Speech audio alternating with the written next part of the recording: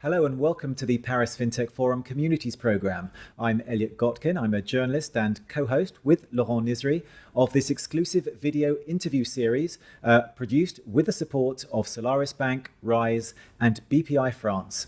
Today I'm joined by a man who has the Midas touch when it comes to global fintechs, investing early in the likes of Cantox, TOS, Alan and Nickel.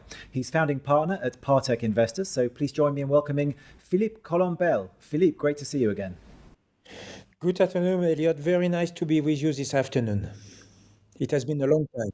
It has been more than 12 months, I think. But how are you coping there in Paris amid all the COVID craziness? Things still a bit up in the air or maybe slowly returning to normal? The government for the time being is trying to avoid another lockdown, trying to keep people at home. We are in winter holidays for the time being. They try to slow down the virus. The economy globally is doing not too bad, and as you know, the COVID likes the digital space. Of course, with the exception of certain verticals such as travel, but globally, the companies are doing very, very well.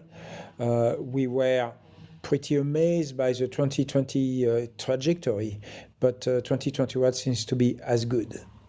Right. And I mean, I gave a very brief introduction into what you and Partech do. Perhaps you can tell us a bit more about the firm and some of the fintechs you've invested in?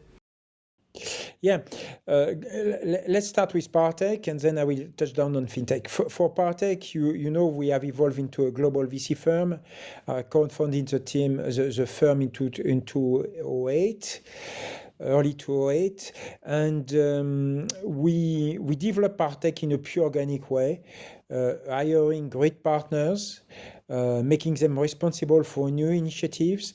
And globally now we have 4 main initiatives, one in seed, one in venture, one in growth, and one, of course, that has been that is becoming well known around Africa. Globally, we are becoming one of the most active investor in the world. Depending on the charts, we are considered always in the top 10 venture investors worldwide.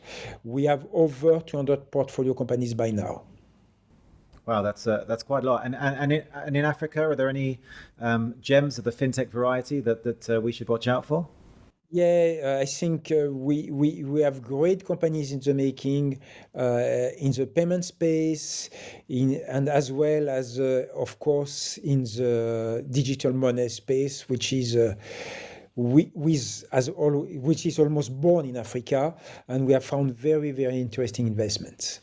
Globally, fintech represents around 1/3 of our investments. We invest almost everywhere, from Far East. You mentioned TOS. We can mention Cash in Japan. We have investments in the States. For example, insurance company called the Grounders. We have investment, of course, all over Europe.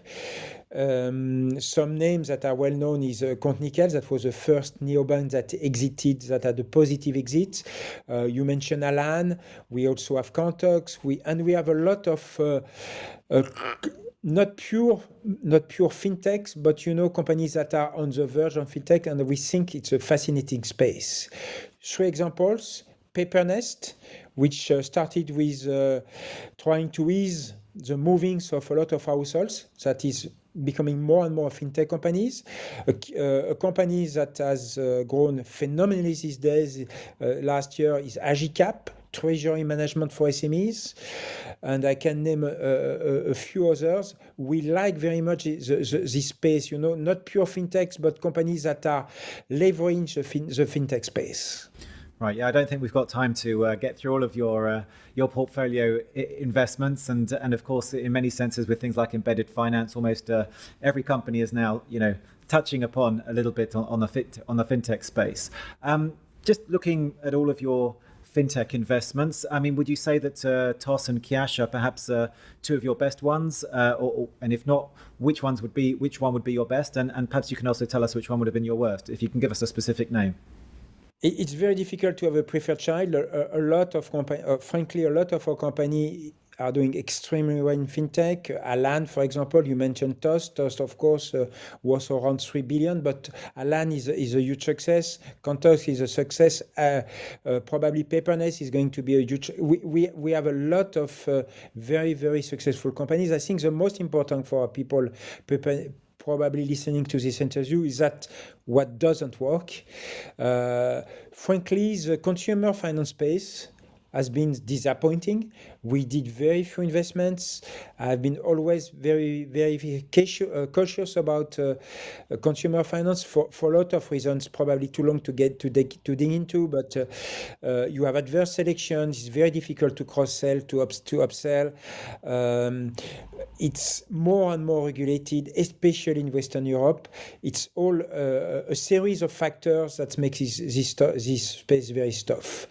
Another example, and I think globally, we are very, very careful when we invest in new industries. For example, we never invested in some specific vertical in fintech space because we think it would, from the start, from our pure theoretical analysis, it wouldn't work. An example being, for example, robot advisors.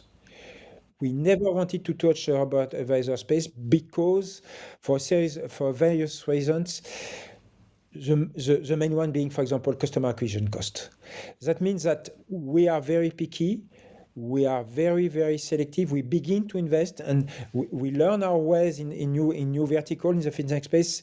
And the more we know, the more aggressive we become. Right. So that's a bit on the Partech story. What can you tell us perhaps about the Philippe story? How do you go about identifying fintechs that you feel are going to be the next big thing, especially because you invest at a pretty early stage? I mean, do you have a specific formula? We don't have, well, we don't have a formula that will be too simple. What we have experienced is that especially at early stage, of course, team matters, but team matters more than you can imagine. We need great teams, and the good news for the community investors is that we find more and more great teams. It's very interesting to see that 10 years ago, especially in Europe, it was quite tough to get outstanding teams. These days, it's becoming the norm. The career paths of young students have changed totally.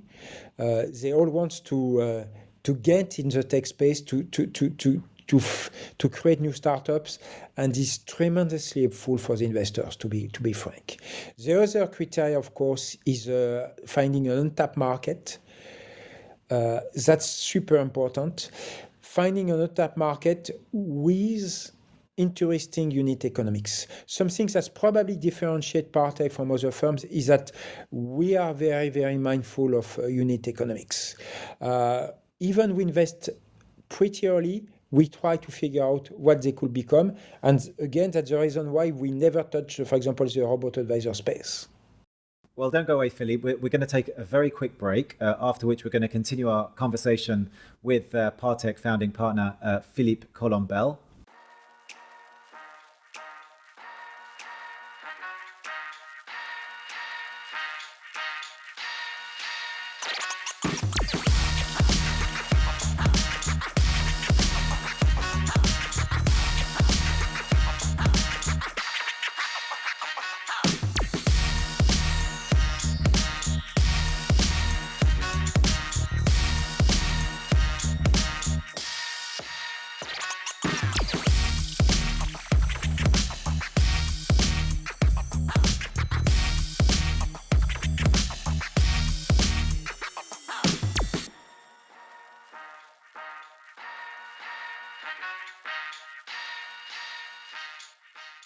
And don't forget, if you're not already a full member of our community, everything you need to know can be found at www.parisfintechforum.com. And how did you, Philippe, find yourself in France, which, let's say, hasn't always been associated with, high tech in the way that, say, Silicon Valley or Tel Aviv or other hubs might have been? How did you find yourself founding a technology investment firm? That's an interesting question. I think things have changed tremendously in the last 12 years. We can't claim that Europe is becoming as large as as dynamic as the Silicon Valley, but still there is a fierce competition between 4 or 5 cities, and what is interesting is not countries, it's cities, that's tremendously changed the landscape. We try to find the best entrepreneurs where they are. France has changed a lot. As I told before, it was not part of the genes of the country to when you were a bright young student, a bright young graduate, you didn't founded a startup 10 years ago. It had changed dramatically, and from what I see, that's the case all over Europe. That means I am very optimistic long term. But Philippe, how did you arrive to? I mean, presumably you were a bright young student yourself back in the day. So how did you come to found Partech? What was? Perhaps you can tell us a bit about your journey. Something that was very clear to me end of the 90s is that that was even mid of the 90s. I was at that time, I was a young partner at Accenture. I saw the very early days on the internet. People were very skeptical, to say the least, in large organizations. And for me, from the beginning, it was clear that it was a new industrial revolution. What has for me always been surprising is that it didn't come clear to a lot of people in France before the mid of the 2000s. And I think that explains a lot of what has happened, the differences that have happened between the US and Europe. We have been late globally, probably UK slightly less, to embrace this new revolution. We are catching up. But for me, when I first understood what was internet, it has been clear that it will become my career. Right. So how did you kind of have this insight that so few other people perhaps in Europe at the time had? Were there particular people or things that happened or events that inspired you to kind of do this, or were you just kind of going online one day and thought, oh wow, this is going to be a big thing? An anecdote: I was in charge of innovation at Carrefour, and a young bright man came to see Carrefour. It was Jeff Bezos at that time, and clearly the top exec that was really the end of the 90s. At that time, the top exec didn't understand what will happen. It was the classical criticism: why would you sell books online? A lot of people don't imagine the scope, the magnitude of what will happen. And I think, to be clear, we are just in the midst of an acceleration with the COVID crisis. We probably have gained 3 or 4 years in terms of market share. I think it will accelerate again. It's very difficult when you are in a successful, very large, very successful company to burn your vessels, or just to be able to nurture a team that will launch internal competition. And back then, perhaps Carrefour was sufficiently larger than Amazon. It perhaps could have bought it back then. But was that like a big turning point for you that Jeff Bezos turned up and you saw that had been an immense turning point. when I realized what was happening and what will happen, that has been the decision. And to be frank, that's the exact reason why I joined Partech at that time. And yeah, I'd love to. We could probably fill another one of these interviews just by getting a sense of what Jeff Bezos was like and what he said, and perhaps your interactions. But when I speak with other fintech founders, including some in your portfolio, like Philippe at Cantox, I always like to hear about failures. Not to dig the knife in, but for them to share some of the lessons that they learned. Is there anything that stands out for you, either from an investment perspective, or something that got away from you, or something that just simply didn't work out? Yeah, we failures are interesting. I think something that I learned the hard way is market timing. In our industry, to be right too early is to be very wrong. I invested in augmented reality as early as 2001. Clearly, the market was not there. The market is barely there by now. And I think, what's difficult in our business is not to find the next big thing, is to understand exactly the market timing for this next. We need to be early. We need to be probably 18 months before market adoptions. We certainly can't afford to be 15 years before market adoption. That has been a hard lesson. It was a phenomenal technology. It was clear that it will emerge, but it was a good idea with a very, very wrong timing. That means that we learn a lot for failure. The other lesson that we all learn the hard way as investors is around team. A great idea is important.